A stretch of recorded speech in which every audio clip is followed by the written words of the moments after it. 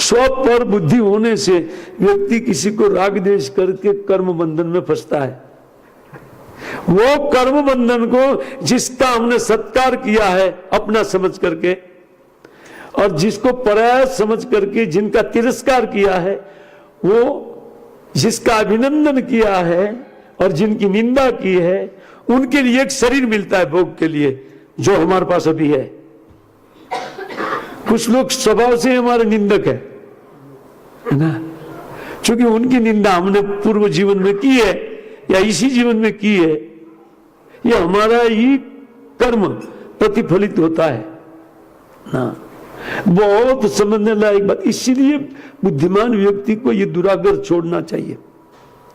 ये दुराग्रह रखते हुए जब तक हमारा भजन चलेगा ना, तब तक वो अहम भाव जाएगा नहीं। ये मुझे कैसे बोल सकते हैं, ये ऐसा कैसे हो सकता है, अरे तू किस खेत की मूली है। भगवान को भी गाली देते लोग, नहीं देते? अरे आप तुच्छ जीव है, वो गाली खाने लायक ही काम करते तो गाली देगा लोग, इसमें क्या है?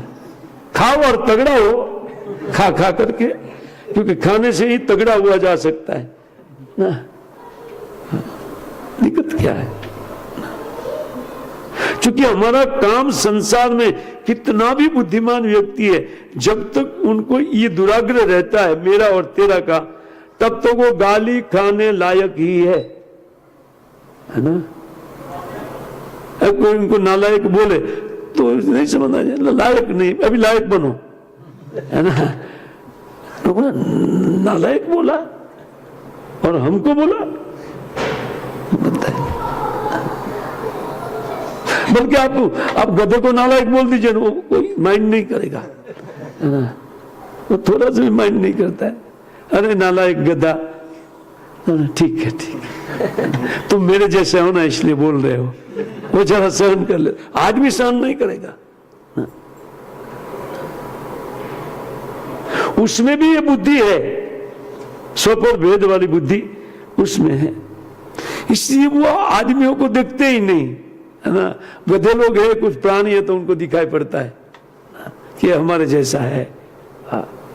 माया इतना बुद्धि बिगाड़ देती है जीव का कि अंततः मनुष्य से वो नीच योनि में गिर जाता है। भय यहां पर है हमारे लिए, ये व्यवहार हमारा मेरा तेरा जैसा व्यवहार रहता है, तो हम इसी के कारण पशु योनि में जा सकते हैं।